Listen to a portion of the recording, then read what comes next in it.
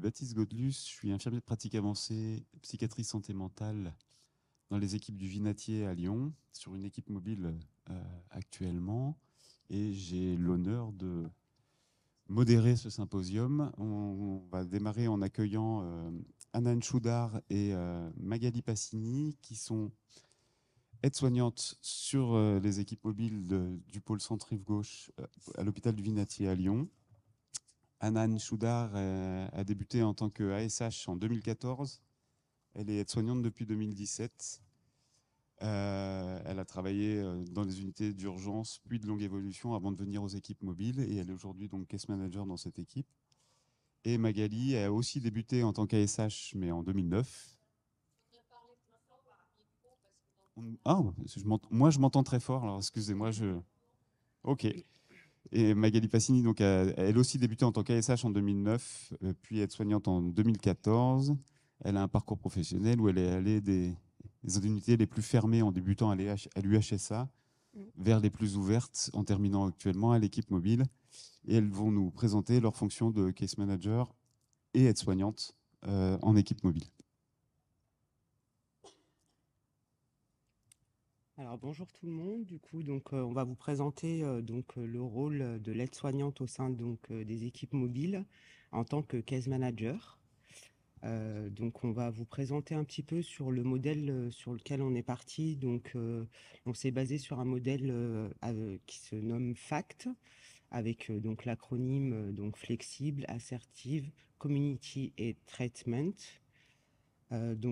Ensuite, on va vous expliquer un petit peu au niveau de nos missions principales de l'équipe mobile.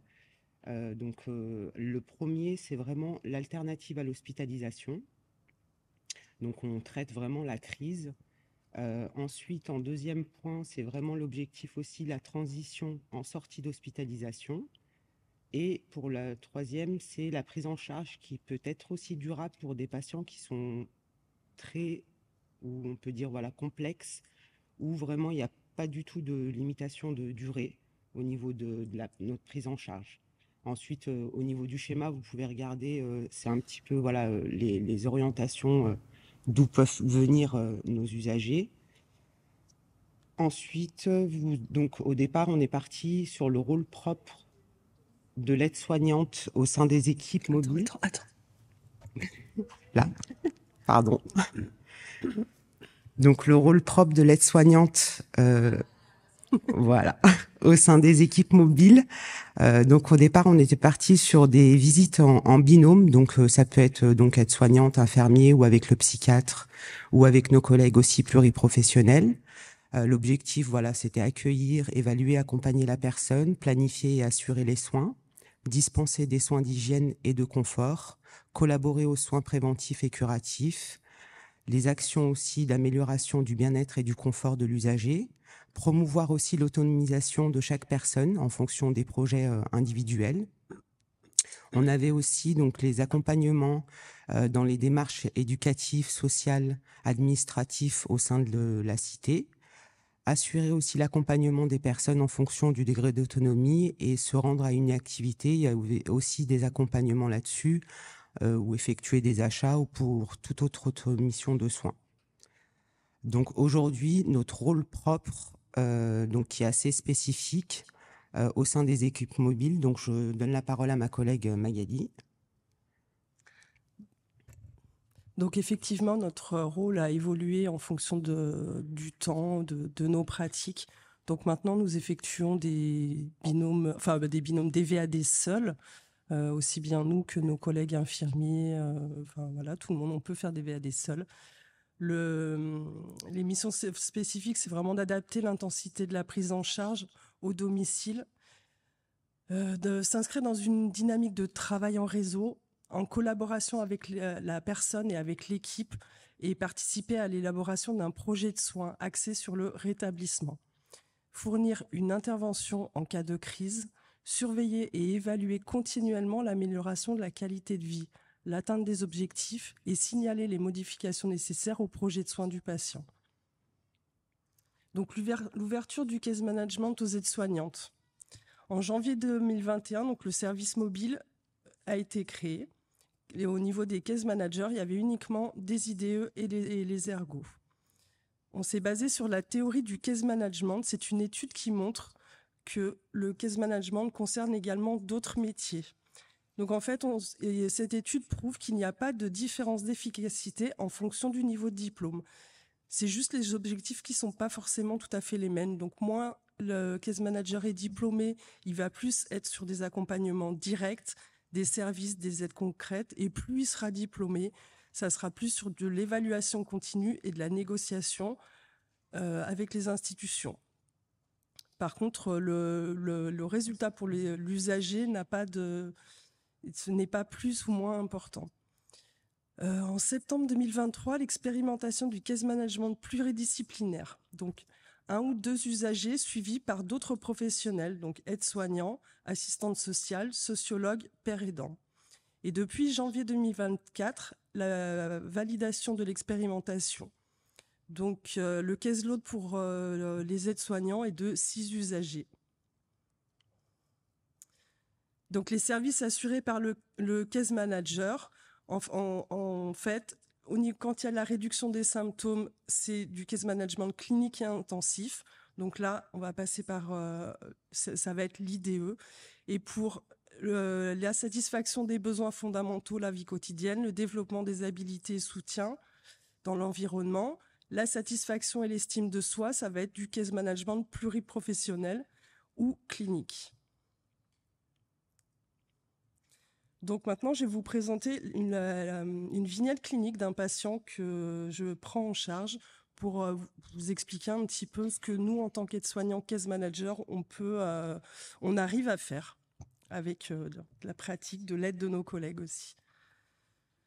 Donc la rencontre de ce monsieur a eu lieu en 2022. C'est suite à une hospitalisation de 3 ans, donc qui est très longue, avec comme projet pour sortie foyer APF.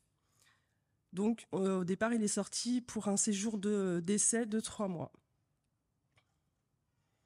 Donc, c'est un monsieur qui a 66 ans, trouble bipolaire, hémiparésie droite et dysphasie, qui était en fauteuil roulant, qui avait une relation aux soignants qui était très, très compliquée. En gros, il déteste les infirmiers, il déteste les médecins, les psychiatres encore plus. Il aime que les aides-soignants et les ASH. Les autres, il ne veut même pas leur parler. Donc, ça a été compliqué dans un premier temps. Et il y avait beaucoup de tensions parce que il y avait quand même beaucoup de prosélytisme religieux de ce monsieur dans quelque chose de très, très provoquant. Donc c'est un monsieur qui a eu un parcours de vie compliqué. Il a vécu très très longtemps à La Réunion, où il y a eu mariage, il a eu des enfants. Il est rentré en métropole en 2016. Et là, ça a été un parcours chaotique, sans abri, polytoxicomane. Il a eu beaucoup d'hospitalisations.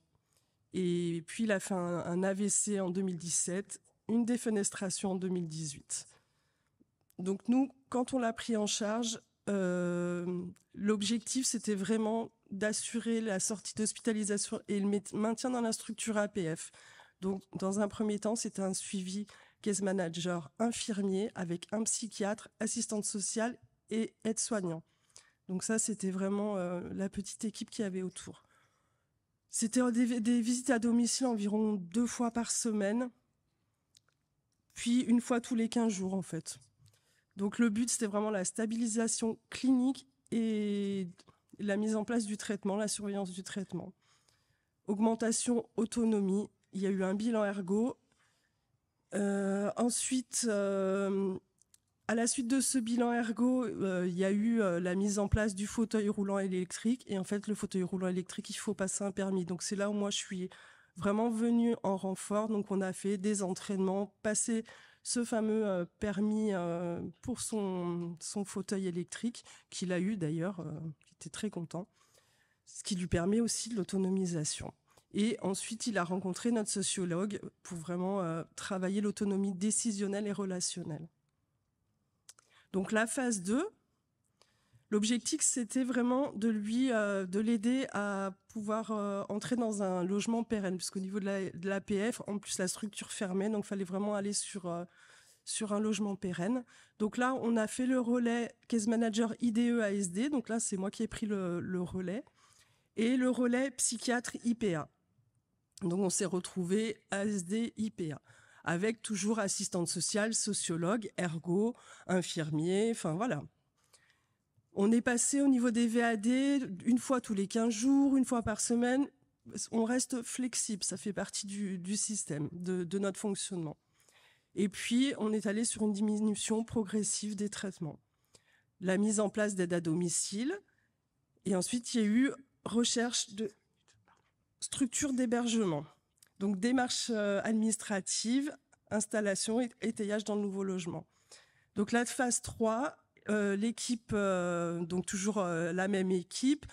Et l'objectif, c'est vraiment le maintien d'un suivi minimal au long cours. Alors du coup, je vais vous présenter donc un patient aussi dont j'ai été le case manager pendant pas mal de mois. Donc c'est Monsieur G.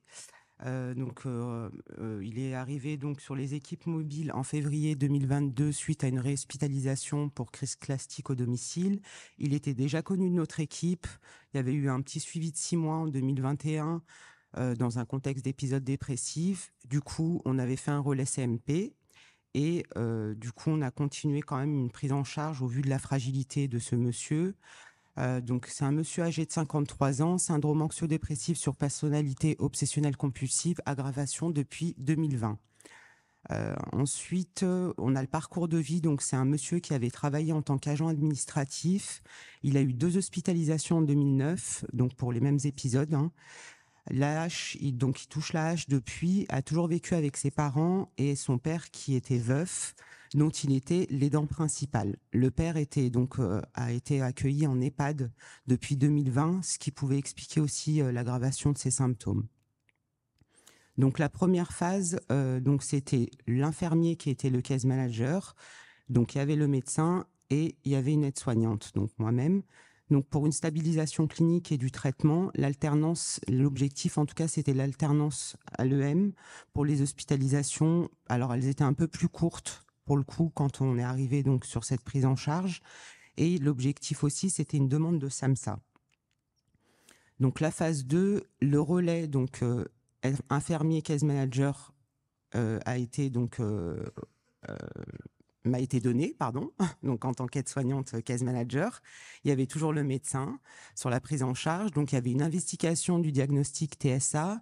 Il y a eu des explications, l'organisation des rendez-vous. J'ai fait les accompagnements, beaucoup de réassurance pour ce monsieur. Et le diagnostic TSA, il a été posé en décembre 2023. Le plus gros du travail était vraiment l'étayage à domicile. Donc, il y avait beaucoup de liens qui étaient faits donc avec les IDEL, des visites plus régulières, la mise en place d'un suivi ergo donc avec notre collègue pour le réinvestissement de son logement, comme il s'est retrouvé à vivre du coup seul, ce qui était difficile pour lui, la mise en place d'auxiliaires de vie, le lien avec la curatrice, c'est fondamental. Pour ce monsieur, il fallait pouvoir faire le lien régulièrement avec elle pour le choix de l'organisme du coup. Donc l'organisation suivi CATTP en attente du SAMSA, l'accompagnement donc avec jusqu'au SAMSA, jusqu'au démarrage du suivi. Ensuite, on est arrivé donc au relais CMP. En mars 2024, on a organisé donc le relais, l'accompagnement au premier rendez-vous avec le psychiatre du CMP, puis le maintien d'un lien téléphonique pour la réassurance. On voulait juste clôturer donc par rapport à nos formations qu'on a pu bénéficier. Donc la formation de coordination de parcours sur 3 jours, la formation du modèle du case management une demi-journée sur le Vinatier et l'inscription qui est en cours du coup pour le DU du case management en santé mentale et neurodéveloppement pour les pluriprofessionnels. Merci. Merci. Merci beaucoup. Si vous avez tout de suite une question ou pas, on a un petit temps possible pour échanger à la suite de chacune de ces présentations. Je ne sais pas si dans la salle il y a des questions qui se posent déjà, et sinon, moi j'en ai au moins une. N'en voyons pas, je vais poser la première, mais dans vos fonctions d'aide-soignante et de case manager, vous avez, Magali, tu as parlé à un moment donné de cette notion de petite équipe. Est-ce que tu peux nous expliciter un peu ce que vous appelez la petite équipe dans l'organisation? Il est bon. Donc, au niveau de la petite équipe, on crée toujours une petite équipe autour d'un patient, d'un usager, d'environ 3-4 personnes. Souvent, il y a un représentant médical, donc qui peut être le médecin, l'IPA, un infirmier, un aide-soignant, et puis peu importe, l'assistante sociale, ou en fonction des besoins, une petite équipe qui peut évoluer, qui n'est pas fixe, puisque les besoins évoluent aussi. Et l'objectif, c'est vraiment de pouvoir prendre des décisions à plusieurs, de pouvoir réfléchir à plusieurs. Et vraiment, ce qui est très important, c'est le regard croisé, de pas quand on se retrouve dans une situation un peu complexe, c'est toujours très important d'échanger. Et en fonction de chacun, vraiment de nos personnalités, pas que de nos diplômes, c'est vraiment de nos personnalités. C'est vraiment ce qui est important. Du coup, sans oublier que c'est vraiment le case manager qui tricote un petit peu tout ça autour de l'usager, mais aussi main dans la main avec l'usager. C'est en fonction de ses demandes, de ses besoins. Et nous, on fait appel donc à un collègue, par exemple, comme j'expliquais dans ma vignette, besoin de réinvestissement du logement. Donc, je fais appel à mon collègue ergothérapeute. On échange ensemble, mais c'est vraiment le case management, et en fonction de ce que a envie aussi l'usager, c'est vraiment primordial, et on tricote tout ça autour de notre usager. On a le temps pour une ou deux autres questions. Je vois une main qui se lève là-bas. Parfait. J'avais pas vu. Quelqu'un était prêt avec son micro.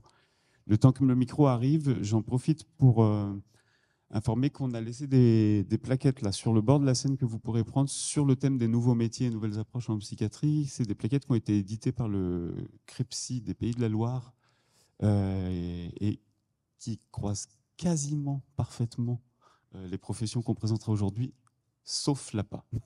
Désolé. On vous écoute pour la question. Merci. Bonjour. J'ai une question très simple. Je voulais savoir comment vous aviez vécu, comment vous étiez senti dans cette évolution de votre poste et de vos missions. Et je voulais savoir si on pouvait éventuellement avoir vos coordonnées pour les transmettre aux aides-soignantes avec qui on travaille pour partager votre expérience. Alors, du coup, c'est vrai qu'au début, c'était assez vertigineux. Donc, au départ de la création des équipes mobiles, c'est vrai que on a expliqué un petit peu notre rôle propre au départ de la création de l'équipe mobile. Et on a été quand même les premières aides-soignantes au sein d'une équipe mobile sur notre hôpital. Et on est encore les seuls aujourd'hui. Et du coup, c'est vrai qu'au départ, fallait. En fait, je pense que ce qui nous a beaucoup aidé, nous, en tant qu'aides-soignantes, c'est que l'horizontalité. En fait, vraiment, c'est ce qui est le plus important, c'est que on est tous à l'horizontale. Nos supérieurs hiérarchiques aussi nous ont fait beaucoup confiance. L'équipe en général aussi nous a fait beaucoup confiance, et on a montré aussi nos preuves. On était aussi, quand même, en fonction de nos compétences, que on pouvait aussi évoluer au sein de notre rôle propre, et ça a fonctionné. Donc voilà, je ne sais pas si tu voulais ajouter. Moi, je voulais juste rajouter qu'on n'est pas du tout dans le schéma du glissement de tâches. On ne se prend pas pour des infirmiers, on ne se prend pas pour des médecins, on est aide-soignante, il n'y a aucun souci. On a vraiment la chance d'avoir été poussé, soutenu, étayé par vraiment toute l'équipe. Et ça, c'est vraiment ce qui nous a aidés. Alors, pour travailler un peu dans la même équipe, moi, mon sentiment, c'est aussi que au moment où on a dit ça suffit cette histoire qui est que les infirmiers qui soient case managers, d'abord, nous, on arrivait à des limites en termes de nombre. Donc, il y avait une logique à élargir cette fonction-là. Et d'autre part, dans les faits, il y a un certain nombre d'accompagnements où, sans être nommés, les intervenantes principales étaient déjà les aides-soignantes, en fait, auprès de l'usager, mais finalement, elles faisaient le boulot sans en avoir la reconnaissance, hein, sur certains suivis, Monsieur G en particulier. Enfin, voilà. On l'a officialisé en 2023, mais en fait, ça faisait un moment que tu étais en première ligne. Et du coup, il s'est aussi beaucoup agi de valider quelque chose et d'officialiser quelque chose qui se faisait déjà, ce qui a aussi permis d'aller aussi chercher la question des formations pour celles qui n'avaient pas eu lieu et de valider la possibilité de s'inscrire au DU de case management, par exemple. Ce qui n'est pas une évidence, hein, puisque évidemment, comme dans tous les DU, normalement, c'est critère du bac, ça commence par là. Et du coup, il faut insister auprès des organisateurs du DU pour arriver à avoir le droit de l'inscription. On peut prendre une dernière question, effectivement. Il y avait quelqu'un aussi en bas qui levait la main, je crois que... Ah. Je ne sais pas si vous avez vu qui a levé... Le monsieur est à côté de vous, je pense que vous pouvez passer le micro. Bonjour, moi je suis monsieur Potier, donc je termine ma formation de médiateur santé-père, donc là, fin juin. J'ai une question, c'est à chaud comme ça. Je sais, il est un peu tôt ce matin, mais à chaud comme ça, qu'est-ce que vous en pensez MSP et Case Manager? Parce que quand j'ai vu Case Manager, ça m'a parlé. Je me dis, mais est-ce que, voilà, à chaud comme ça vous choque, vous trouvez ça bien? Et la deuxième question, c'est, est-ce que dans mon hôpital, il faudrait qu'il y ait un environnement capacitant? Parce que si déjà MSP, des fois, on m'appelle poil à gratter, alors si en plus j'y ajoute Case Manager, on va se dire, mais pour qui il se prend? En fait, voilà, je sais que c'est un peu tôt ce matin, mais... Non, c'est pas trop tôt. Non. Alors, si j'ai bien compris, puisque je vous entendais pas très bien, c'est par rapport au père aidant. Le case manager père aidant. Bon, on le fait déjà. Peut-être qu'on n'en a pas encore parlé, enfin, on n'a peut-être pas parlé, mais en tout cas, on a des pères aidantes sur nos équipes mobiles qui sont aussi case managers. Encore une fois, le case manager, quand il est défini, c'est vraiment en fonction des besoins de l'usager. Donc, quand c'est un père aidant, par exemple, il va y avoir un travail sur, je dis un exemple, sur les symptômes, sur l'acceptation de la maladie, sur voilà, beaucoup de choses que le père aidant aussi peut apporter. Donc, plus que nous, du coup, parce que voilà, c'est vrai que, et différemment, exactement. Donc, nous, ça ne nous pose vraiment aucun souci. On a vraiment ouvert, et d'où l'expérimentation au départ, on l'a ouvert à tous les métiers. Et ensuite, c'est en fonction aussi de la personne, si elle se sent aussi de pouvoir le faire, c'est au choix de la personne. On a quelques professionnels qui n'ont pas voulu de la fonction, soit parce qu'ils ne le sentaient pas, soit parce que leur mission spécifique, en étant case manager, vous perdez du temps disponible pour votre mission spécifique. Par exemple, on a une assistante sociale qui est à temps partiel, et jongler entre les deux casquettes, case manager et assistante sociale, c'était trop compliqué pour elle, donc elle a choisi de rester assistante sociale, mais la possibilité d'être case manager a été ouverte à toute l'équipe.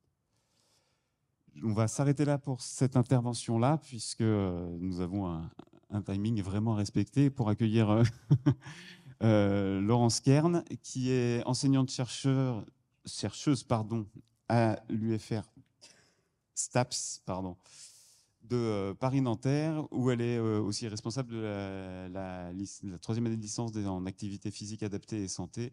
Elle est aussi psychologue clinicienne de la santé.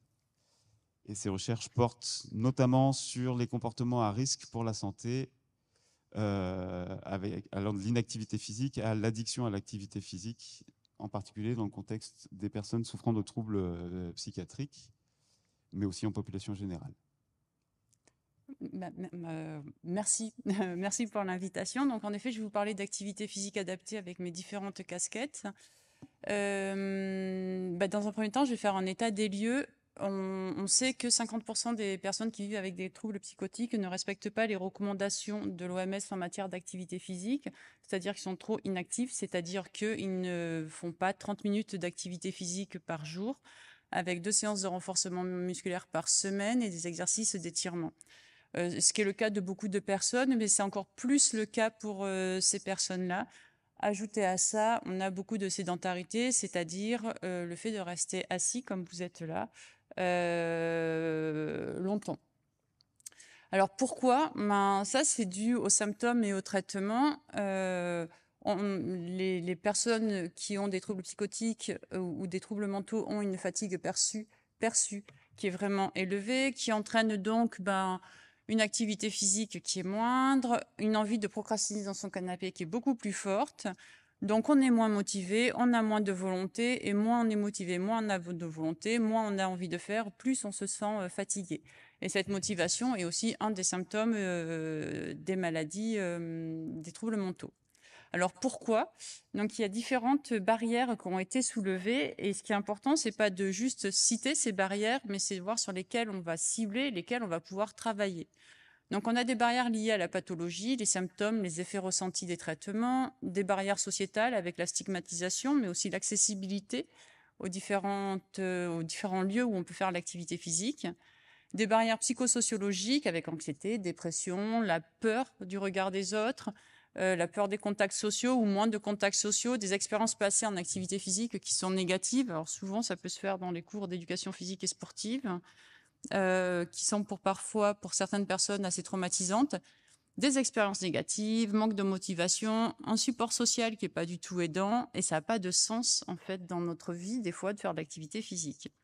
Il y a des barrières fonctionnelles, sa propre vie familiale. Quand on a des enfants, c'est pas facile de trouver du temps, de se ménager du temps à soi pour bouger.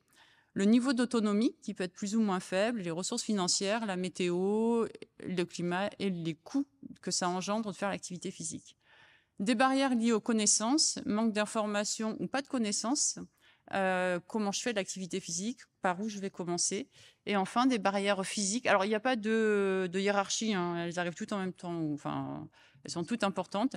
Des barrières physiques liées à la douleur, aux fatigues perçues et réelles, au poids, enfin plutôt la masse, les blessures et une condition physique faible.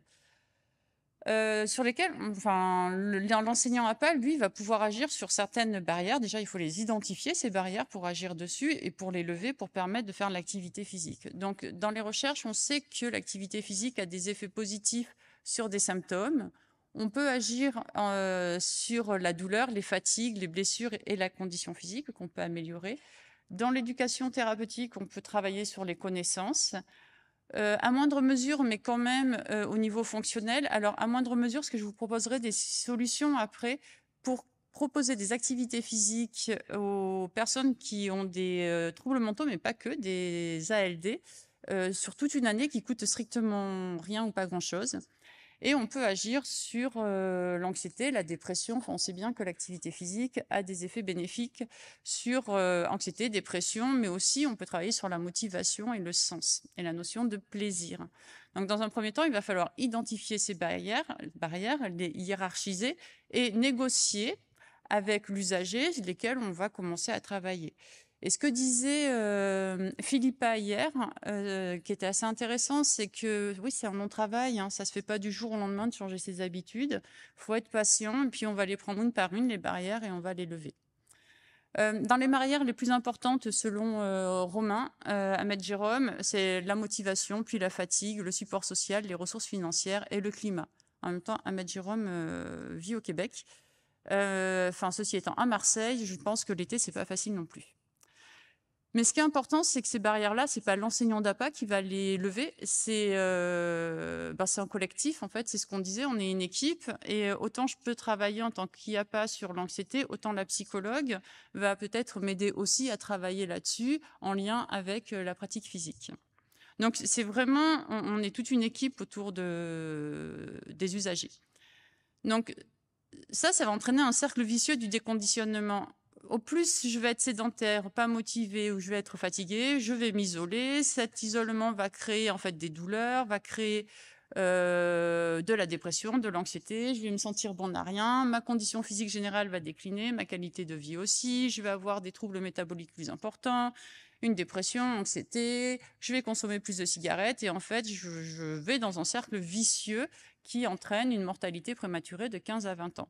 Le rôle de l'enseignant d'APA, en fait, avec l'équipe, à nouveau, et pas tout seul, c'est de rentrer dans un cercle vertueux, c'est de se remettre en mouvement. Donc, quels sont les bénéfices? Alors, on les connaît bien.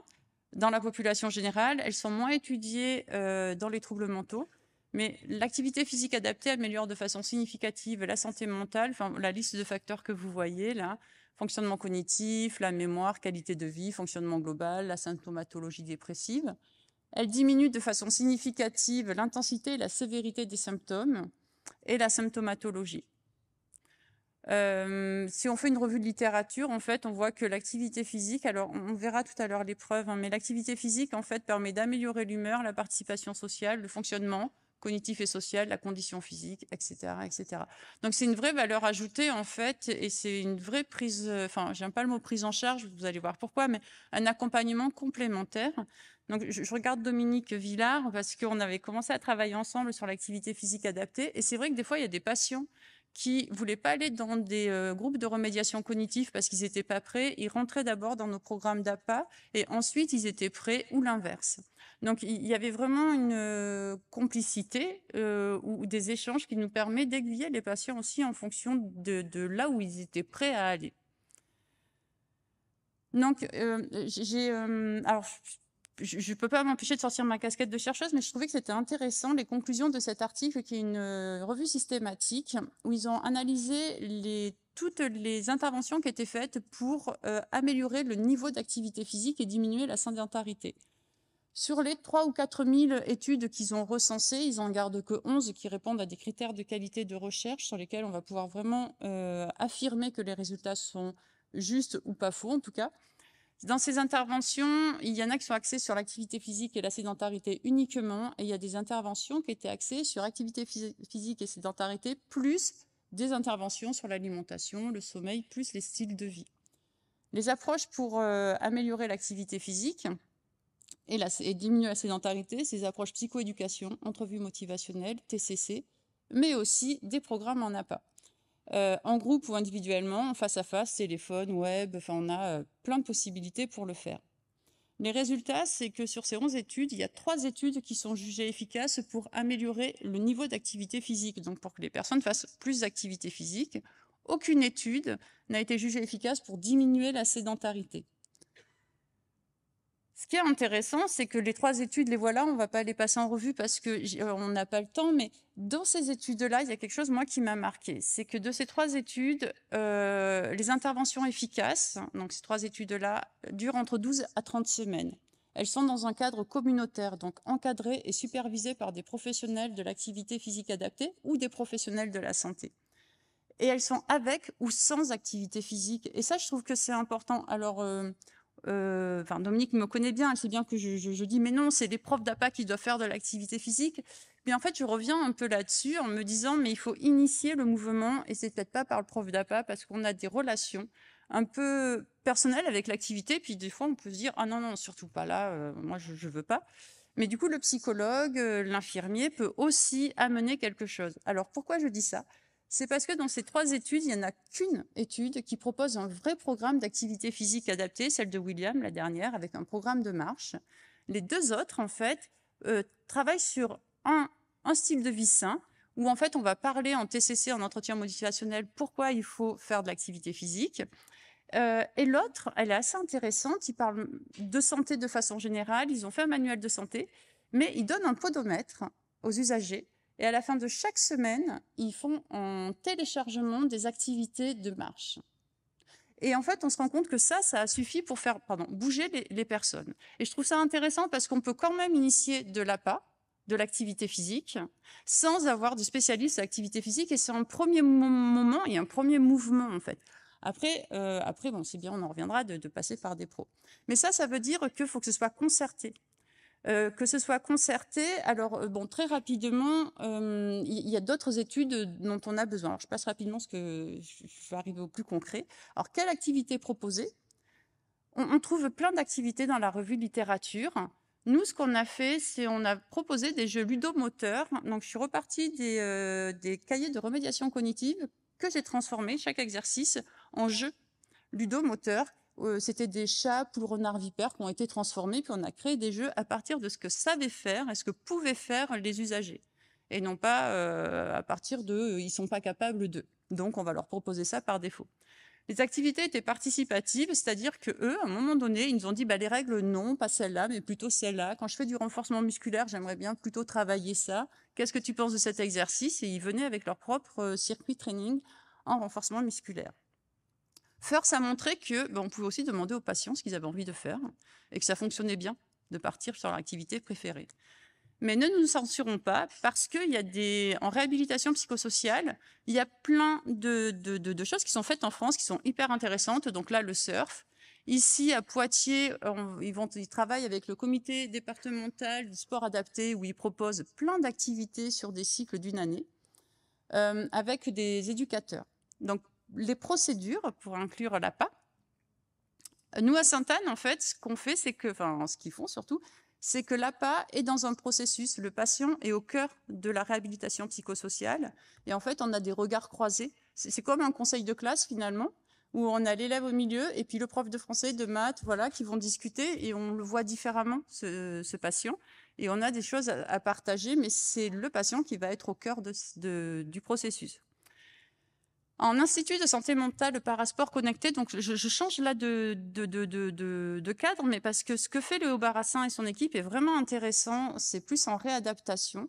Ils font rentrer le patient qui a eu un accident et qui est en réadaptation dans un bilan, proposent des programmes d'activité physique, ils refont des bilans. Et le dernier point est vraiment important et rejoint ce que mes collègues disaient. Le médecin MPR avec l'enseignant d'APA vont proposer des activités. Et il va y avoir un coach sportif qui est équipe mobile, qui va qui va trouver un club, une fédération qui va bien vouloir ou qui peut accueillir cette personne-là parce qu'ils ont de personnel compétent, donc un enseignant d'APA ou un entraîneur qui est formé à l'activité physique adaptée. Donc le médecin va donner un certificat d'autorisation et de non-contre-indication à la pratique. Et ce qu'on voit, c'est qu'au bout de 6 heures de travail avec cette équipe mobile, finalement, ils arrivent à 73% des patients qui s'inscrivent dans un club. Donc, l'APA, c'est bien sur le jour J, mais ce que je trouve important, c'est après la suite. Donc, après la suite, vous avez le sport sur ordonnance, où vous pouvez prescrire, les médecins peuvent prescrire de l'activité physique, renvoyer les usagers à des maisons sport santé où l'activité physique est prise en charge. À Cergy, où j'habite, la maison sport santé, il faut payer 35 € l'année pour faire de l'activité physique tous les jours, encadrée sur les différents horaires. C'est imbattable, en fait. Et on a un bilan avant, on fait un bilan de la personne avant. Donc, ça permet de lever la barrière sur le coût financier. C'est plus une barrière, en vrai. Il y a peut-être la barrière de temps, mais... Donc, il y a des structures passerelles comme le Macadam Training. Bon, j'en reparlerai. Parce que très rapidement, on a différentes stratégies pour amener les patients à faire de l'activité physique.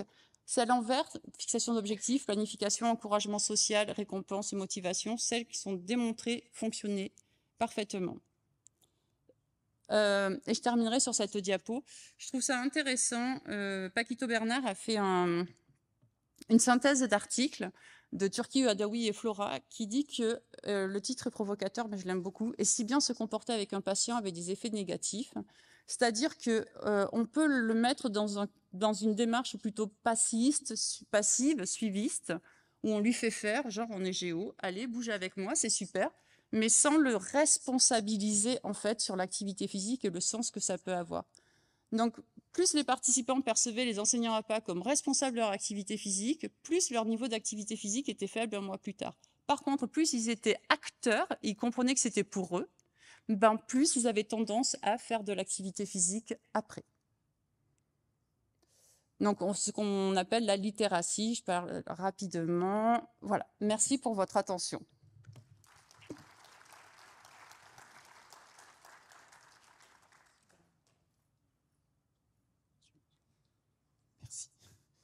Merci Laurence pour cette présentation.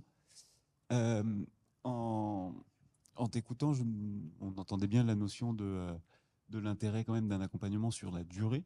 Alors, pas fait uniquement par les enseignants TAPA, mais avec une plus-value quand même importante d'un accompagnement par un professionnel formé de ce côté-là. Mais du coup, dans mon expérience, souvent, les enseignants APA, quand on a la chance d'y avoir accès dans les services de santé mentale, ils sont missionnés sur 50 structures en même temps et ils interviennent dans les équipes sur des tout petits bouts de temps. Est-ce que, dans ton implantation, toi, est-ce que tu as un temps suffisant dans une unité de soins pour faire des accompagnements de longue durée, ou comment est organisée un petit peu ta fonction?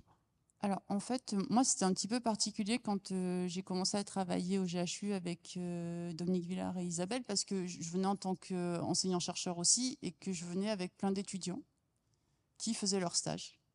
Et Dominique était responsable de stage, du coup, d'où les liens qu'il y avait avec l'équipe. Donc, ça, c'est une avenue, mais... Enfin, c'est une possibilité, mais c'est clair que quand on dit à un enseignant repas, il vient faire 1 heure dans la structure, ben, en fait, 1 heure, c'est pas assez. Enfin, il vient, il n'a pas le temps de connaître le patient, il n'a pas le temps de connaître votre structure, il n'a pas le temps de discuter avec les autres soignants ou les médecins. Et ça, c'est fondamental parce qu'on ne peut pas faire un projet pour un patient ou un usager si on ne le connaît pas et on ne sait pas ce qui se fait à côté. Donc, j'interviens dans une unité de jour pour anorexie sur le côté addiction.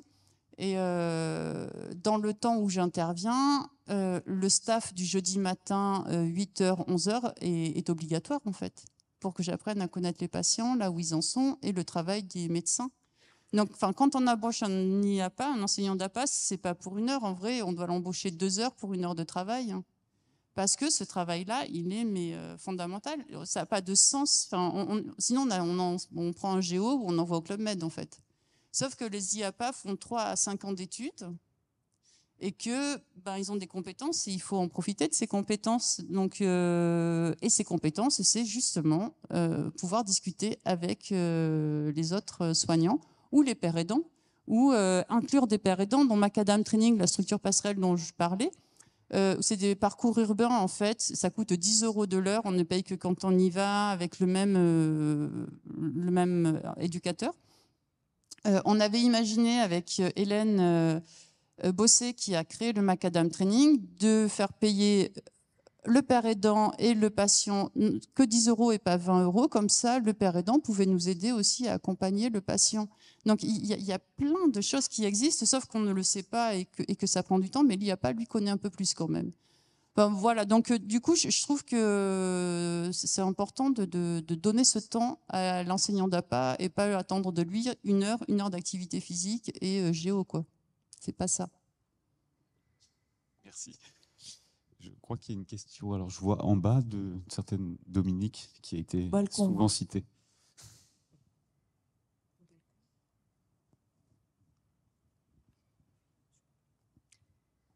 C'est pas vraiment une question, mais je voulais juste compléter ce que disait Laurence sur l'importance du staff. C'est aussi le retour de ce qui s'est passé avec la personne et en fait des qualités qu'elle a dans la situation d'activité physique qu'on ne voit absolument pas, par exemple, dans un groupe de gestion du stress ou autre. Et donc, ça permet d'avoir tout à fait notre regard et d'être plus motivant après. En fait, c'est ce que je disais tout à l'heure, c'est comme dans un conseil de classe, le prof de maths ne voit jamais l'enfant comme le prof de PS, en fait. Et on avait des patients qui étaient totalement inhibés avec Dominique et qui, en APA, prenaient le lead et on n'en revenait pas de voir comment ça pouvait changer. Et c'était tellement agréable. Et quand on en discutait, c'est des accroches aussi possibles en disant mais ça vous plaît, vous êtes capable. Et donc on est dans le renforcement, dans le positif. Et c'est important pour donner confiance à la personne qu'on accompagne. Il nous reste le temps pour une question, si des mains se lèvent. Avec la lumière dans les yeux, je n'y vois absolument rien. Assis au premier rang là. Oui.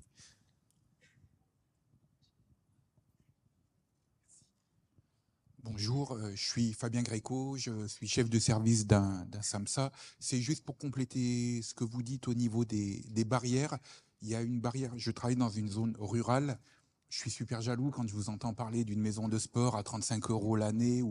Nous, on a la difficulté inverse, on a des personnes motivées pour faire du sport, mais le territoire ne le permet pas. Quand j'entends qu'aujourd'hui, le sport peut être prescrit sur ordonnance, est-ce que le médecin peut aller jusqu'à faire un bon de transport pour permettre d'aller jusqu'à l'activité sportive?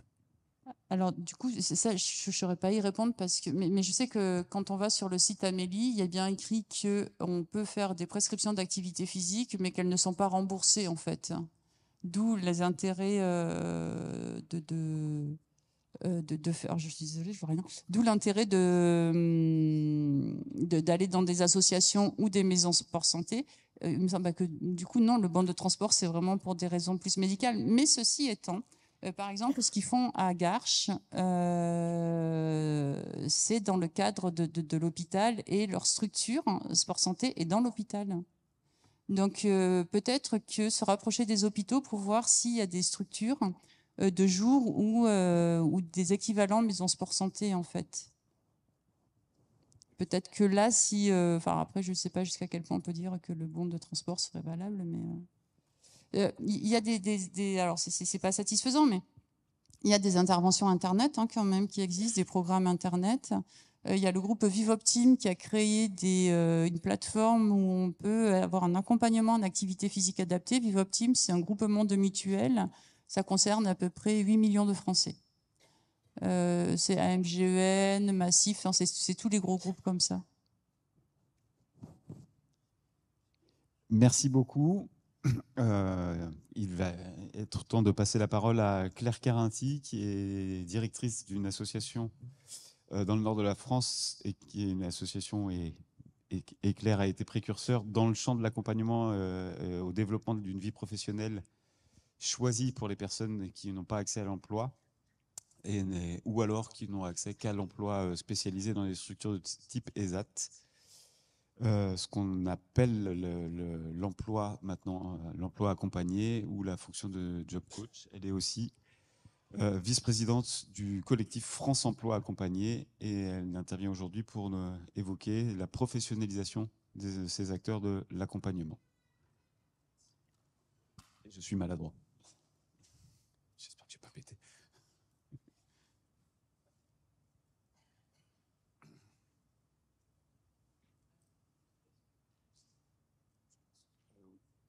Ah, au niveau de la régie, il faut qu'on change, peut-être parce que... Ok. C'est bon ? Ouais, c'est bon. Merci, bonjour. Ouais, je suis du coup spécifiquement présente pour vous parler d'une étape importante qui a eu lieu en 2023, qui est voilà, une première étape dans la reconnaissance d'un métier au travers du certificat professionnel de conseiller en emploi accompagné. Donc, ou job coach, qui est un terme qui est très très souvent utilisé pour parler de ce type de fonction. Je vais... Alors... Non, il ne veut pas avancer. Si. Ok. C'est bon. Merci. Bon, déjà, effectivement, de quoi on parle quand on parle du conseiller en emploi accompagné ou du job coach et de ce certificat professionnel? On parle de la reconnaissance d'un nouveau métier. Un nouveau métier qui concerne des pratiques d'accompagnement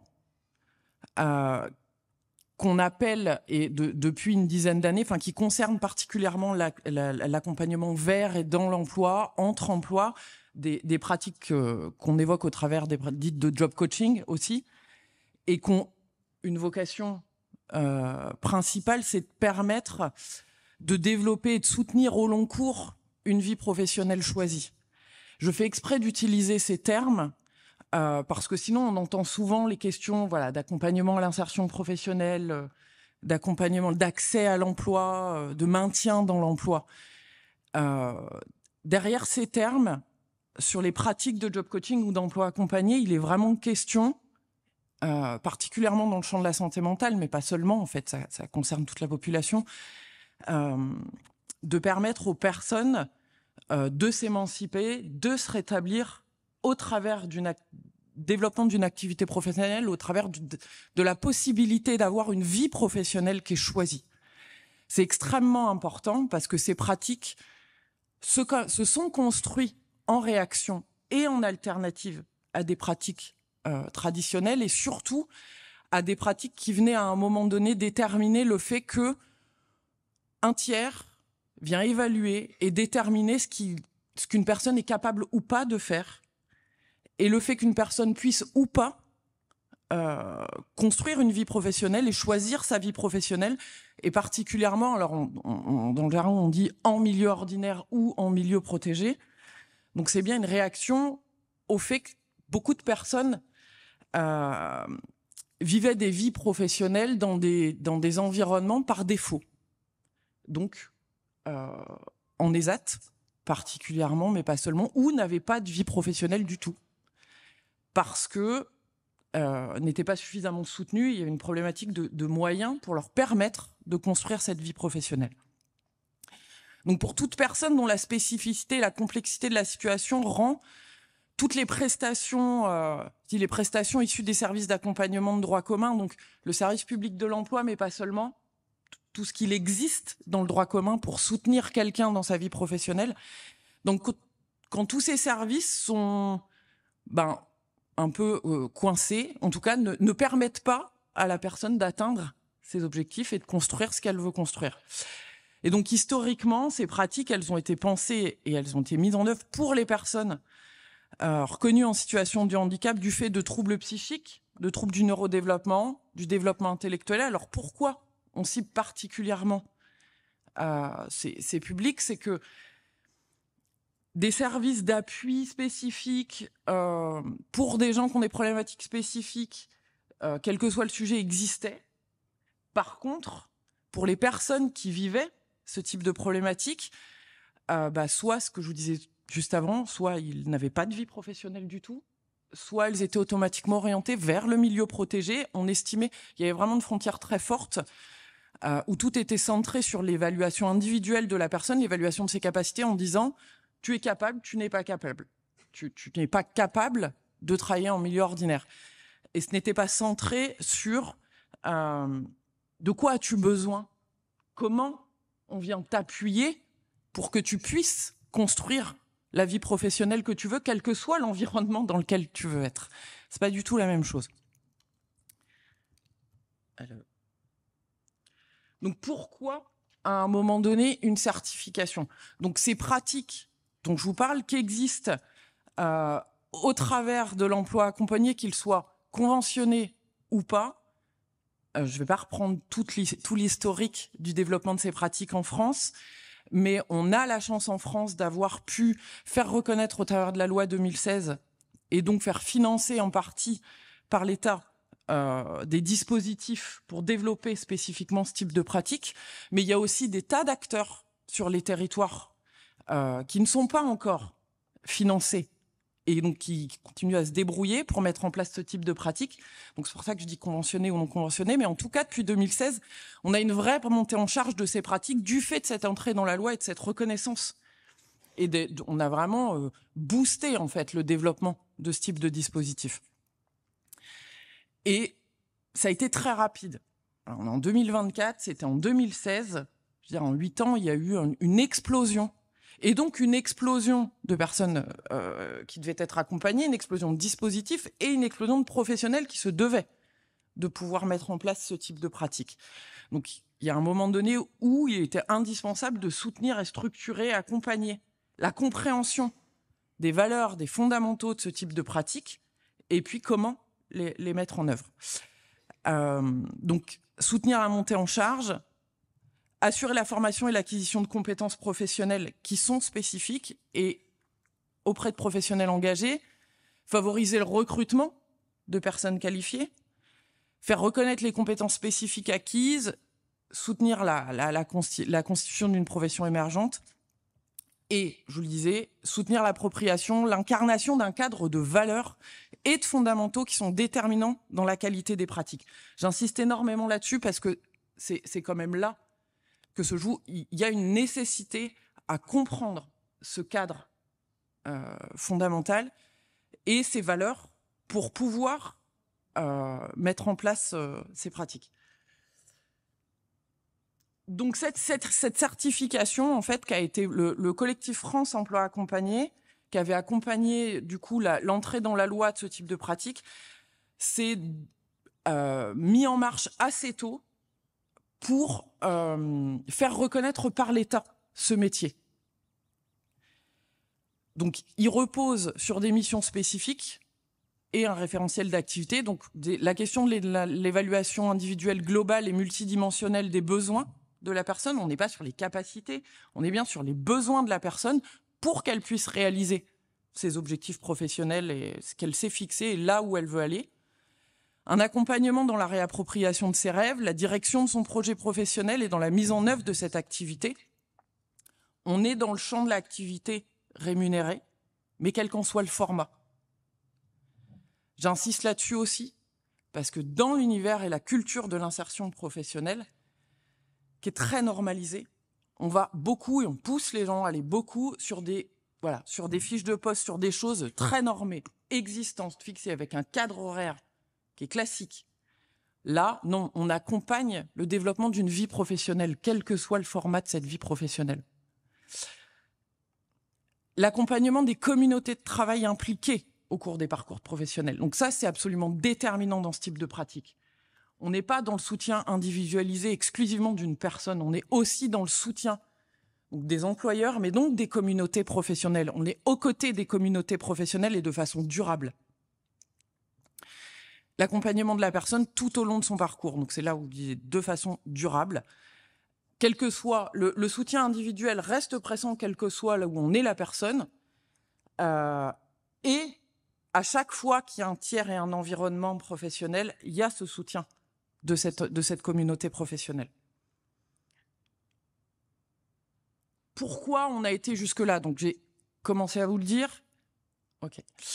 Mais en fait, il n'existait rien. Il n'y avait aucune certification existante qui permettait d'avoir un panel, enfin une prise en compte globale de la particularité de ces fonctions.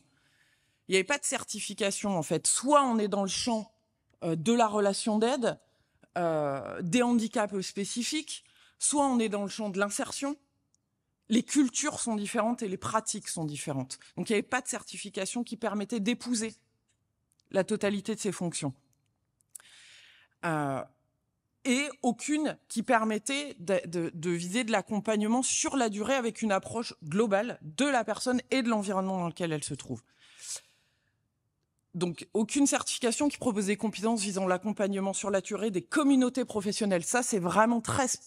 Enfin, je dirais que dans l'emploi accompagné ou dans le job coaching, c'est le truc qui, par rapport au reste, vraiment n'existait absolument nulle part. Aucun dispositif n'existait pour accompagner sur la durée les communautés professionnelles.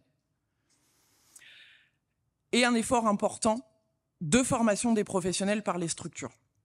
La particularité de ce métier, c'est une hybridation. C'est la rencontre, en fait, de compétences qui sont issues. On n'a rien inventé, mais c'est la rencontre et l'hybridation de compétences qui sont issues dans de tas de métiers. Un job coach ou un conseiller en emploi accompagné, c'est ni un éducateur, c'est ni un conseiller d'insertion professionnelle, c'est ni un ergonome, c'est ni un psychologue du travail, c'est ni un commercial, ni un travailleur social, ni un technicien métier, ni un RH. Par contre, il est un peu de chacun d'eux, il doit aller chercher dans un peu de chacun d'eux et dans le meilleur de ce qu'ils sont, à la frontière de chacune de ces cultures, à la rencontre de chacun d'eux dans le seul objectif de permettre à la personne, dans le champ professionnel, puisque la porte d'entrée, c'est le développement de la vie professionnelle, d'être ce qu'elle veut être, de faire ce qu'elle veut faire, de devenir qui elle veut devenir. Et là, on est vraiment sur quelque chose de très global. Je ne l'ai pas mis dans les slides là, mais je fais référence à l'intervention juste avant, enfin les deux interventions juste avant. L'équipe est déterminante. Parce qu'il n'y a pas de super conseillers ou de super job coach qui sont capables de maîtriser. Donc il y a bien des colorations, suivant ce qu'on est, suivant ce qu'on a vécu, suivant comment on s'est construit professionnellement, et ce qu'on a fait avant, en termes d'identité métier ou de diplôme. Et donc, la question de l'intervention en équipe et de la réflexion en équipe, elle est absolument déterminante comme garde-fou et pour aller, je dirais, au plus loin sur les accompagnements. J'ai mis quelques ressources pour aller plus loin, parce que cette certification, concrètement, donc c'est tout nouveau, elle se lance. C'est une certification de niveau 6, donc licence master, donc qui est diplômante. C'est 155 heures de modules et 350 heures de stage. Et il y a de la VAE possible aussi, et c'est des promos qui démarrent là en septembre 2024 et qui continueront. Donc là, il y a différentes ressources. Voilà, je vais m'arrêter là. Tu dis qu'on est à peu près bon dans les...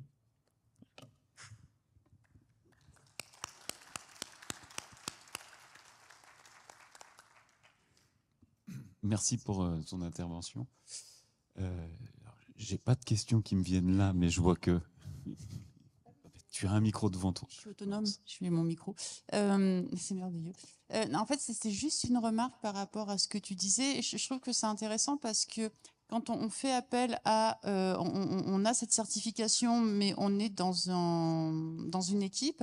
Au final, on va construire les compétences dont on a besoin au regard des besoins de l'équipe et puis au regard de ce que a besoin le patient. C'est ce que je disais quand on part de ses ressources. Et je trouve que c'est vraiment bien, et ça revient à ce que tu me disais, quand on embauche en IAPA ou quand on embauche un job conseil comme coach, c'est clair que c'est des métiers où finalement il faut qu'on fasse évoluer et qu'on apprenne tout le temps et qu'on développe nos compétences tout le temps et que ce soit nous qui nous adaptions à la structure et à l'usager et pas rester enfermés dans nos compétences. Et c'est entre autres pour ça que finalement, on va aller chercher des certifications à droite, à gauche, et qu'il y a cette curiosité qui est importante, il me semble. Donc, merci, parce que finalement, ça reprenait tout ce qu'on a dit du fait qu'on doit être adaptable, ou c'est important qu'on le soit en tout cas. À condition que les structures de soins fassent de la place pour tout ce monde-là. Ben oui, non, mais qui est un des enjeux quand même aussi important, et à condition aussi que certaines pratiques soignantes aient déjà évolué, parce qu'en t'écoutant, je me rappelais aussi du c'est pas possible en fait. Travailler, ah bah non, pas possible. Et voilà, ça implique aussi que tout le regard de réhabilitation psychosociale et de rétablissement infuse et diffuse dans le maximum d'équipes pour que déjà la question de la possibilité du travail soit là, existe et soit soutenue, mais au moins qu'on la verrouille pas, parce qu'on a aussi beaucoup fait ça, quoi. C'est absolument déterminant. C'est pour ça que j'ai insisté énormément sur les valeurs et fondamentaux de l'emploi accompagné et du job coaching, parce que en fait, si ça, c'est pas incarné, on peut avoir tous les outils qu'on veut et toutes les pratiques derrière. Il y a quelque chose qui est bloqué. On est dans des challenges, on est dans la construction et on va vers le champ des possibles. Et dans le champ, alors pas seulement de la santé mentale, mais de la santé mentale, cette espèce de blocage et puis cette espèce de représentation et de construction d'un monde professionnel qui est violent, qui est dangereux, qui met à risque, c'est aussi une réalité. On oublie aussi à quel point cet univers professionnel et cette activité professionnelle, elle est constitutive de ce qu'on est. Et on a besoin d'aller sur cette question de l'utilité sociale au travers de l'activité professionnelle. Être dans le renoncement total, c'est quelque chose qui est absolument dramatique pour énormément de personnes. Donc dans les pratiques d'emploi accompagné, c'est du zéro exclusion, dans le sens où, quel que soit où en est la personne, quelle que soit la représentation qu'on a, la croyance qu'on a de la possibilité, ça n'a aucune importance. Ce qui est important, c'est de venir soutenir le mouvement et on verra jusqu'où on va. On essaye et on voit jusqu'où on va, exactement. Est-ce qu'il y a des questions dans la salle ? Oui, je vois une question, une dame en bas. Le micro arrive à vous.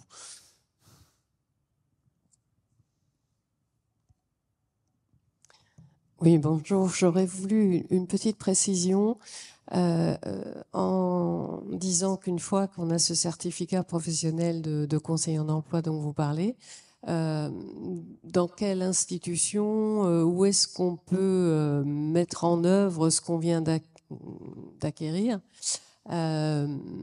au-delà de l'hôpital, et sinon comment ce poste ou ce certificat permet une prise en compte ou un engagement, un recrutement de cette personne au sein de nos institutions. Voilà. Alors déjà sur les champs, enfin les endroits où en fait il est possible de travailler, dans tous les départements de France, vous avez des plateformes d'emploi accompagné qui regroupent des tas d'acteurs dans lesquels il est possible de mettre en place du coup ce type de pratique. En dehors, il y a des tas d'acteurs qui ne sont pas forcément intégrés dans les plateformes emploi accompagné, mais qui mettent en œuvre des pratiques d'emploi accompagné de job coaching. Donc en fait, la question est quelles sont les organisations qui se sont donné les moyens de mettre en œuvre ce type de pratique. Et il y en a énormément sur les territoires, que ce soit au sein des plateformes d'emploi accompagné. Il y a de plus en plus, je vois dans l'univers des centres d'hébergement. En fait, cette question du soutien et du développement de l'activité professionnelle pour des gens qui sont dans des situations complexes, qui sont considérés comme très éloignés de l'activité professionnelle, cette question, elle revient en première ligne partout. Donc au sein de l'hôpital depuis des années, mais dans tous les centres d'hébergement. Enfin voilà, il y a des programmes nationaux qui viennent soutenir ça. Et donc, cette certification de conseiller en emploi accompagné ou d'autres formations, on est à Marseille, donc il y a IPS et il y a Working First, toutes ces formations, elles viennent soutenir ce type d'activité. Il y a de plus en plus d'acteurs qui recherchent justement des gens qui sont spécifiquement formés de cette manière-là. Et puis la deuxième partie de votre question, c'était en termes de reconnaissance. Non, c'était au sein d'une équipe pluridisciplinaire. C'est toujours le problème avec la réglementation qu'on a, par exemple, des professions bien identifiées pour être dans le cadre sanitaire ou médico-social. Et je me disais, comment intégrer une personne qui aurait ce certificat au sein d'une équipe pluridisciplinaire? En fait, c'est à partir du moment où l'organisme veut travailler sur le champ de l'activité professionnelle, enfin des conseillers d'insertion professionnelle, donc des CIP, formation qui s'est développée de façon exponentielle ces derniers temps, par tout le monde. En fait, beaucoup d'organismes se mettent à embaucher des CIP. Les CIP, c'est des fonctions qui existent. Là, on est sur, que ce soit du côté de la formation IPS ou que ce soit du côté du certificat de conseiller en emploi accompagné, on va beaucoup plus loin. C'est pour ça que je disais dans la présentation, c'est pas un éduc, c'est pas un CIP, on est sur quelque chose de beaucoup plus large. Mais en fait, à partir du moment où on se dit, on veut soutenir l'accompagnement, l'activité professionnelle, et donc on va vers l'insertion professionnelle, eh ben, c'est parti, en fait.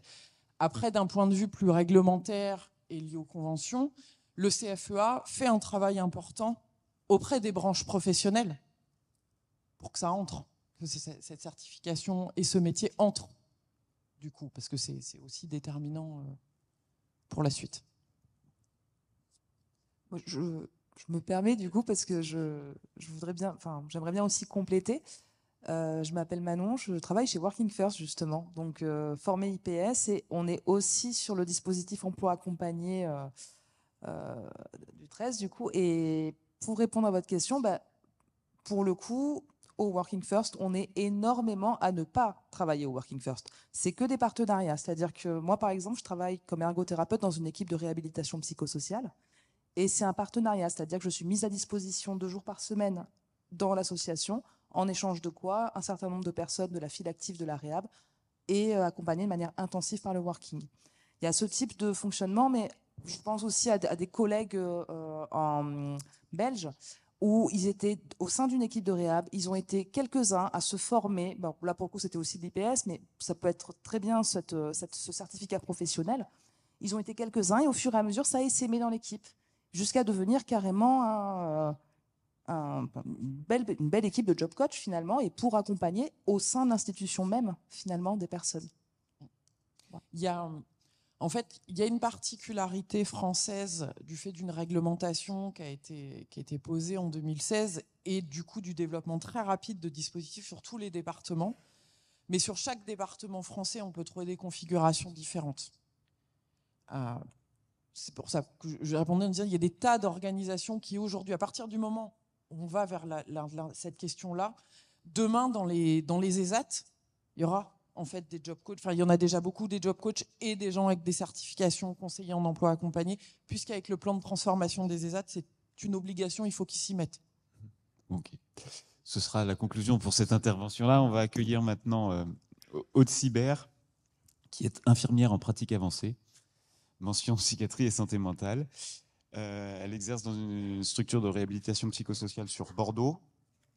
Et elle est aussi référente du collège psychiatrie santé mentale à l'Association nationale des IPA, l'ANFIPA. Elle va nous présenter un peu les lignes qui ont bougé avec l'arrivée des IPA en psychiatrie depuis leur implantation, c'est-à-dire à partir de 2020 sur le territoire français. Merci Baptiste. Bonjour à tous. Est-ce que vous m'entendez bien? Parce que je dois être la plus petite, je pense, à intervenir. Je suis peut-être un peu sous les micros. Avant de commencer, je baisse? Ouais. C'est mieux là? Ça va? Vous m'entendez? Ouais, super. Très bien. Avant de commencer, j'aurais voulu vous poser une question parce qu'on a parlé de plein de nouveaux métiers et moi, j'aimerais bien faire un peu votre connaissance. Alors, on ne vous voit pas très bien avec la lumière, mais j'aimerais quand même vous poser la question. Est-ce que certains d'entre vous sont IPA et est-ce que certains d'entre vous ont déjà collaboré avec des IPA? Est-ce que, si vous êtes d'accord, je vais vous demander de lever la main, c'est pour me faire une petite idée. Les deux. Super, très bien. Je vous remercie beaucoup. Alors, je vais passer très très vite pour vous expliquer ce que c'est qu'un IPA, parce qu'il y a déjà beaucoup de connaisseurs dans la salle. Alors, un IPA, c'est une infirmière, et ça, on y tient quand même beaucoup. C'est qu'on est des infirmiers, et c'est une évolution dans cette profession. Alors, c'est un modèle qui existe au niveau international, qui a été défini par le Conseil international des infirmières. C'est donc une infirmière qui fait 2 ans d'études supplémentaires pour endosser différentes missions de clinique, de conseil, de leadership, de formation et de recherche. On est titulaire d'un diplôme de grade master en France et c'est aussi ce que conseille le Conseil international des infirmières. Quelles compétences nous devons acquérir en formation et sur le terrain, bien sûr, liées à notre expérience? Et bien évidemment, des compétences auprès du patient. La compétence centrale qui est attendue de nous, c'est celle de la pratique clinique. Et puis, un certain nombre d'autres compétences qui sont liées à la consultation, au conseil, etc. Ce que je viens de développer. Mais surtout, et c'est rigolo de passer en dernier, parce que ce que je me rends compte, c'est qu'on dit tous la même chose. Une des compétences principales qu'on doit développer pour insérer un nouveau métier, c'est la compétence de collaboration. Et nous, en plus, on est formés à la réflexion éthique, mais j'imagine qu'on n'en a pas parlé, mais que c'est le cas aussi de mes collègues qui ont parlé avant moi. Qu'est-ce que ça donne sur le territoire français? Alors, c'est apparu, là, ça a été légiféré en tout cas en 2016 avec la loi de modernisation de santé. Et puis après, il y a eu des décrets d'application qui ont permis la naissance de 5 mentions. Donc, pathologie chronique stabilisée, onco-hémato, maladie rénale chronique, psychiatrie et maintenant urgence, enfin psychiatrie et santé mentale, urgence. Et vous allez voir, le fait que ce soit santé mentale, ça a quand même son importance. Et on a décliné un certain nombre de missions. Alors là, récemment, il y a une mission qui s'est ajoutée, qui est celle de l'accès direct. Mais on va pas. L'objectif d'aujourd'hui, c'était pas du tout de revenir sur le contexte législatif qui, pour nous, évolue énormément. Ce qui est important de savoir, c'est qu'est-ce qu'on attend de nous. Et alors là, je vous dis, nous, on nous a mis direct la pression quand on est arrivé sur le terrain. On a dit, bon, alors il va falloir répondre aux besoins des usagers, il va falloir améliorer la qualité des soins, améliorer l'accès aux soins. Alors, je sais pas si on est la seule profession à qui on a mis autant la pression quand on est arrivé, mais nous, ils n'ont pas lésiné. Et alors, je vais faire juste une petite pause pour vous dire que mon propos, il n'est pas totalement dépourvu de parti pris parce que, évidemment, je suis infirmière en pratique avancée. En plus, je suis infirmière en pratique avancée en psychiatrie et santé mentale. Je travaille en réhabilitation psychosociale à Bordeaux. J'ai vu quelques collègues dans la salle. Et puis, je suis référente de collège à l'ANFIPA. Alors, l'ANFIPA, c'est quoi? C'est une association donc nationale qui réunit les infirmiers en pratique avancée de n'importe quelle mention et des étudiants.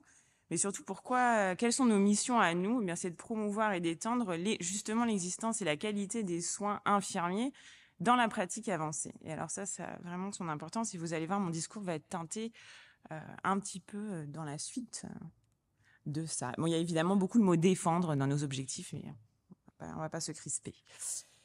Alors, les infirmiers en pratique avancée, qu'est-ce que ça veut dire? Qu'est-ce qu'ils font? Alors, on a essayé avec l'association de contribuer à des études ou de faire passer des questionnaires, parce que les modèles que je vous ai présentés, la théorique, on les présente à toutes les conférences, tous les infirmiers en pratique avancée en parlent. Vous allez voir dans le petit dépliant du CREPSI, j'ai vu aussi qu'il y avait le modèle d'Amérique. Mais souvent, les gens ils disent, mais en fait, vous faites quoi? Parce qu'on ne sait pas trop, vous avez plein de compétences, mais qu'est-ce que vous faites en vrai? Alors, qu'est-ce qu'on fait en vrai? Alors, déjà, qui on est à la base? Parce qu'on est des infirmiers, très bien, mais qu'est-ce qui nous motive à aller faire 2 ans d'études en master? Eh bien, pour 77% d'entre nous, c'est de faire évoluer notre profession, d'acquérir de nouvelles compétences et de l'autonomie. Alors ça, on pourra peut-être en discuter après. L'autonomie, c'est pas si simple.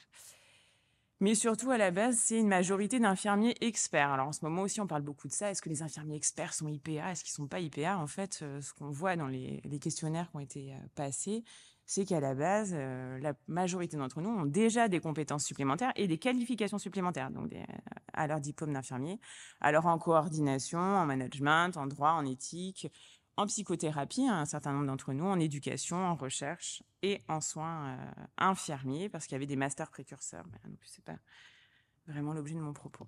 Une fois qu'on est diplômé, qu'est-ce qu'on fait? Où est-ce qu'on est? Alors, on est à peu près dans tous les domaines existants dans la psychiatrie, de la pédopsychiatrie à la psychiatrie de la personne âgée, la psychiatrie adulte, le milieu carcéral, la psychiatrie périnatale. Bon, je lève les pieds parce que je suis vraiment trop petite, alors je vois pas mon diaporama. La dictologie et oui, la transition jeune adulte, on va en reparler. On a été implanté dans à peu près toutes les structures de soins, que ce soit en libéral, en associatif, dans le privé, médico-social, dans le public. Mais si on devait parler de la majorité d'entre nous, on travaille en psychiatrie adulte, particulièrement en centre médico-psychologique et dans des centres hospitaliers publics. Alors, il y a eu un questionnaire de fait avec des réponses fermées, donc ça vaut ce que ça vaut. Mais en tout cas, quand on coche des cases, en plus de notre pratique clinique, on dit qu'on fait de la coordination, qu'on développe du réseau en extra-hospitalier et qu'on fait de la formation des étudiants en santé, des IPA. Et puis, il y a quelques autres missions qui ont été détaillées, diverses et variées, et qui rejoignent pour un certain nombre des compétences infirmières. Bon, une fois que j'ai dit ça, je m'interroge et puis nous, à l'association et spécialement là pour ce congrès, ce 2e congrès de Réhab, on s'est dit mais en fait, ça change quoi un IPA sur un parcours de soins? Et surtout, qu'est-ce qu'ils racontent les IPA de leur pratique? En fait, leur pratique clinique, c'est quoi? Et donc, on a essayé d'aller s'intéresser au récit des professionnels. Alors bon, ça vaut ce que ça vaut, c'est la méthode qu'on a employée. On a essayé de recenser les écrits. Alors dans la littérature scientifique, et en fait ça a été rapidement évacué parce que la littérature scientifique, en fait nous on nous pousse à publier nos mémoires. Alors quand on a eu notre directeur de mémoire de master nous pousse à publier, donc on est très productif, on publie beaucoup de mémoires. Mais après, en termes de recherche, en fait, on est un petit peu moins productif quand on est en emploi. Alors après, ça fait 4 ans qu'on est sur le terrain. Peut-être qu'on n'a pas encore grand-chose à dire en termes scientifiques. Bon, les mots-clés, différentes bases de données. On a inclus essentiellement des articles où les IPA faisaient partie des auteurs. Et puis, on a essayé d'analyser le contenu de ces récits. On a trouvé 43 articles, 10 revues de 2021 à 2024. Oui, parce qu'il y a aussi beaucoup d'écrits précurseurs qui expliquent comment devrait se déployer la pratique avancée, ce qu'on devrait faire, comment on devrait le faire, etc. Mais bon, tout ça, c'était pas très pratique. Alors, ce qui me semblait aussi important de vous dire, c'est que les auteurs, ce sont des IPA en pratique, enfin des infirmiers en pratique avancée, psychiatrie et santé mentale, mais aussi de la mention PCS, donc pathologie chronique et stabilisée, parce que ces IPA qui sont spécialisés dans les pathologies chroniques et stabilisées travaillent aussi en psychiatrie. Alors, les résultats de l'analyse. Tout d'abord, ce qui me semblait très important de vous dire, et peut-être que Baptiste en dira un mot aussi, mais on devrait comparer nos missions à chacun des IPA, dans chaque service où on travaille. Et ben, c'est toujours différent. Alors, on part de compétences de base, mais c'est toujours différent. Alors, qu'est-ce qui peut expliquer ça? Eh bien, dans les récits des IPA, ce qu'on trouve, c'est que on a tous identifié des besoins comme non pourvus sur le territoire où on travaille, le territoire où on a été implanté. Et on a essayé de répondre à ceux auxquels on avait les compétences de répondre. Et comme je vous l'ai dit tout à l'heure, nos compétences, elles sont aussi liées à notre carrière d'infirmier avant la formation, et puis aux connaissances acquises. Donc, les changements, ils sont différents sur les territoires. En tout cas, c'est les récits qui sont faits. Par contre, et comme mes collègues là depuis ce matin, ce qui est commun, c'est vraiment la collaboration. C'est-à-dire qu'il n'y a aucune mission mise en place sans collaboration avec l'équipe. C'est-à-dire, on n'implante pas un IPA en lui disant tu vas faire ça et il va travailler tout seul dans son coin. C'est impossible.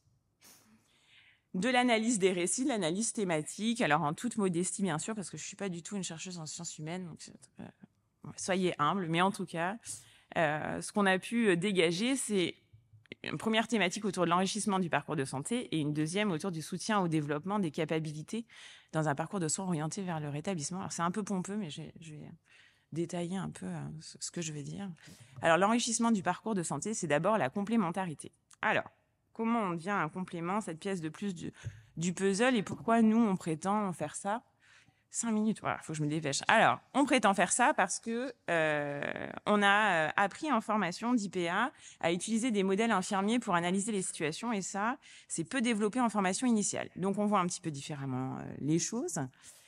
Et puis, la complémentarité, on a entendu parler aussi hier, mais les IPA, ils sont beaucoup mis sur les espaces de transition, donc transition santé-maladie, transition de vie, les sorties d'hôpitaux, le lien ville-hôpital, etc. Et ça a permis aux IPA de remarquer une efficacité sur le fait de faciliter l'accès aux soins, d'améliorer le lien ville-hôpital.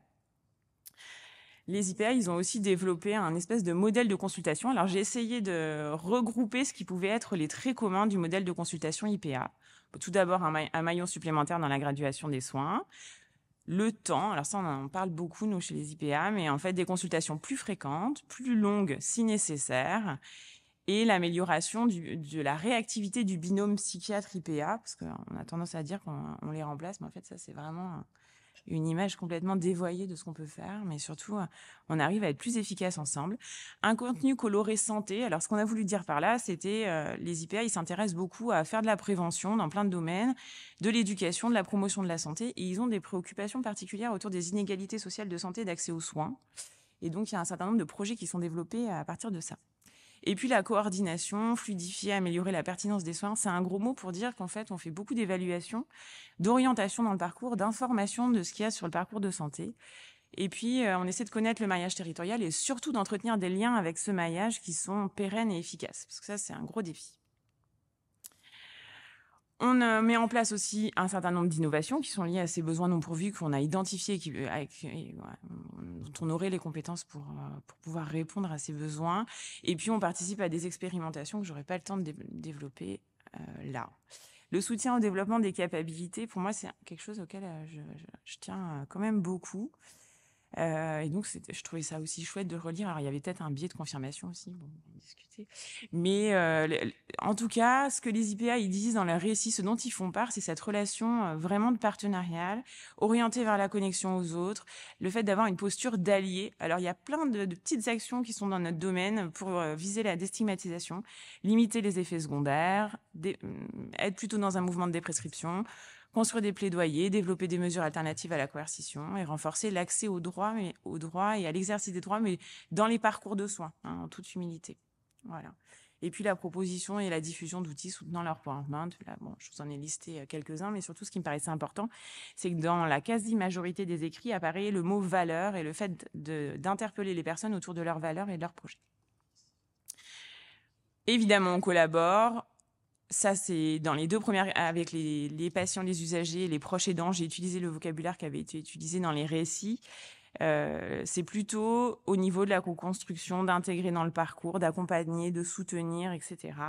Et le réseau professionnel, c'est assez riche. Et en fait, les articles sont coécrits. La majorité des articles sur les collaborations sont coécrits avec d'autres professionnels pour expliquer comment on fait pour travailler ensemble autour de nos points communs et de l'enrichissement chacun de nos professions.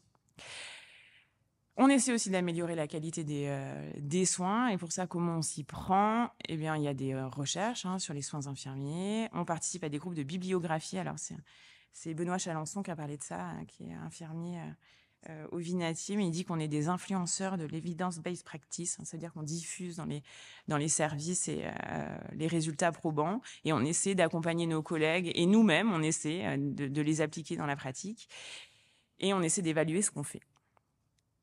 Les perspectives, et j'ai fini, j'espère que je n'ai pas trop dépassé. Alors j'aurais pu évidemment parler des avancées législatives, de tous nos espoirs à nous pour débloquer des points de tension, mais j'avais envie de finir sur quelque chose de plutôt positif. On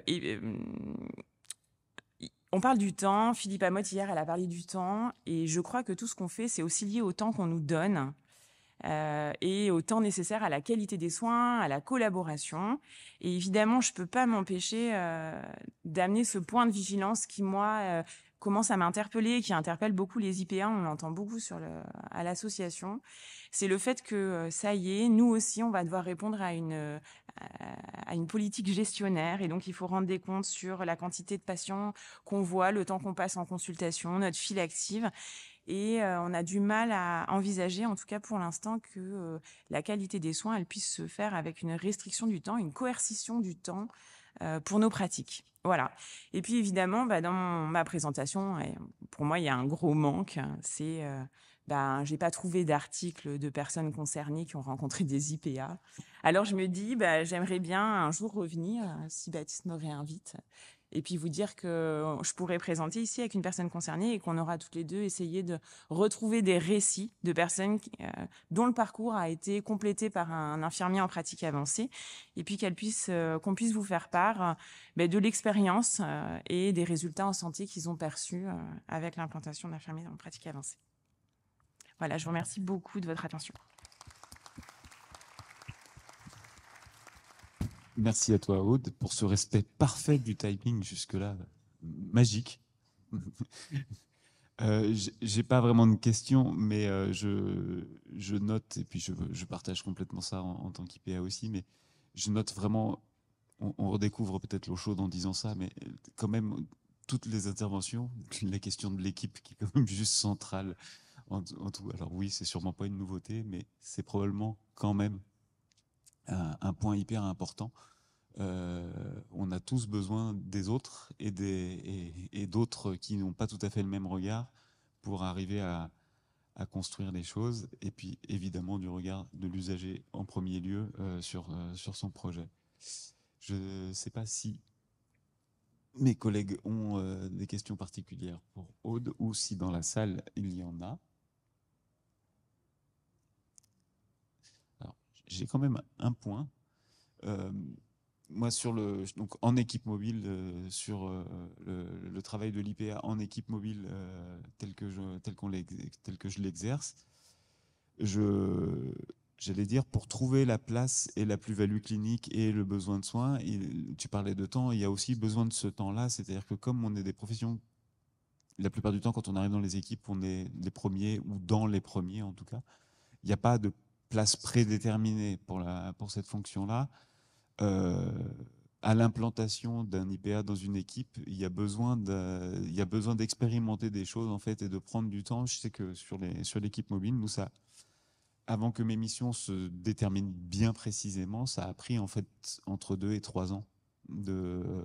J'ai été dans plusieurs places différentes, il y a des trucs où je me dis non, en fait là j'apporte rien, ça sert à rien. Là c'est mieux de laisser les médecins sur cette activité-là. Nous, l'activité de crise, finalement, c'est essentiellement les médecins qui l'apportent.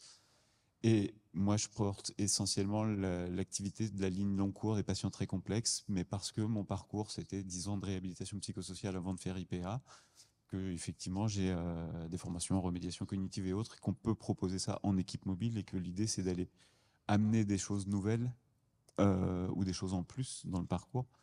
Et que c'est sur l'hôpital du Vinatier, où on est maintenant une vingtaine d'IPA, enfin entre ceux qui sortent de formation et ceux qui... On a tous besoin de au moins 1 an, et souvent 2 ans, pour vraiment complètement trouver la place qui est la bonne dans une équipe.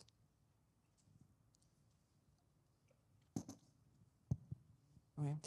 Alors je rejoins, mon expérience rejoint la tienne, Baptiste. Alors moi, en plus, j'étais infirmière très longuement en psychiatrie périnatale, et j'ai été nommée en tant qu'IPA en réhabilitation psychosociale, donc c'était le grand saut pour moi. Et alors, pour le coup, la collaboration a été essentielle parce que j'ai eu la chance de tomber sur des équipes de professionnels experts donc qui m'ont accompagnée à la formation à la réhabilitation psychosociale parce que j'y connaissais, mais alors rien du tout. Par contre, ce que mon pas de côté a permis, c'était justement de voir peut-être des points manquants autour de la transition, autour des espaces transitionnels. Et donc, j'ai pu participer auprès de ces collègues expertes à monter une équipe mobile spécialisée dans les moments de transition, donc entre les hospitalisations, particulièrement les hospitalisations avec de la coercition, de les unités fermées, etc. Et puis l'arrivée en réhab, et puis de l'arrivée en réhab à la sortie de réhab, au domicile, après des longues hospitalisations qui duraient plus de 10 ans, etc. Et donc, oui, il faut du temps. Moi, j'ai travaillé cette équipe mobile pendant quelques temps, et puis là, maintenant, il n'y a plus besoin de moi dans l'équipe mobile. Donc, mes collègues travaillent sans moi et je suis ravie de ça et je suis ravie d'avoir contribué à ce projet. Et moi, j'ai déployé d'autres missions. Donc, en effet, les choses changent. Je crois que c'est bien. Je crois on travaille avec plein de professions et on est enrichi de ça, non seulement de notre expérience, de notre formation, mais aussi de la collaboration. Et puis de la collaboration aussi avec les médiateurs de santé pair, parce que nous, on a la chance d'avoir une médiatrice de santé pair avec qui on anime des formations, avec qui on travaille auprès des usagers. Donc voilà, mais oui, ça change. Oui, tu as raison. On a encore 2-3 minutes pour une question. Laurence, Non, c'est juste une remarque en fait. Je me rends compte que finalement, il y a beaucoup de professionnels qui interviennent autour des usagers et qu'on ne connaît pas bien nous-mêmes les missions de nos collègues finalement et qu'on perd beaucoup de richesse à pas prendre du temps à connaître les missions de tout le monde et que ce temps, si on le prenait, on gagnerait du temps par ailleurs. Et je trouve que c'est dommage parce que à pas interagir avec un enseignant lapin, un ergothérapeute, un psychomotricien. Enfin, on a l'impression qu'on fait les mêmes métiers, mais pas vraiment non plus, ou un kiné. Du coup, on loupe des spécificités et ce travail autour de l'usager qui pourrait être beaucoup plus pertinent et rapide et efficace sûrement. Donc voilà, c'est juste une réflexion par rapport à ça. Enfin, on ne prend pas le temps de se connaître et je trouve que la table ronde là, elle était intéressante, mais on devrait faire ça dans nos structures pour savoir quelles sont nos missions, nos compétences qu'on peut faire, où on aimerait évoluer et pour accompagner l'usager. C'est juste une remarque. Ouais, et j'enchaîne mais sur la réflexion de tout à l'heure. C'est aussi plus facile quand on est implanté dans une structure de manière, sur une quantité de temps qui permet de rencontrer tout le monde parce que les postes à mission spécifiques où on vient 2 heures, 3 heures dans une unité, c'est difficile de rencontrer tout le monde. Enfin, il y a moins d'informel et du coup c'est quand même dans l'informel aussi qu'on retrouve tout ça. Est-ce que le début de l'échange a suscité d'autres questions dans la salle? Je fais l'indien mais vraiment on n'y voit rien. Non, ça a l'air bon. Écoutez, il est 10h29 donc on est pas mal sur le respect du timing. Je vous propose de clore là ce symposium, ce qui vous permettra d'avoir vraiment à la pause avant de passer sur la suite du programme.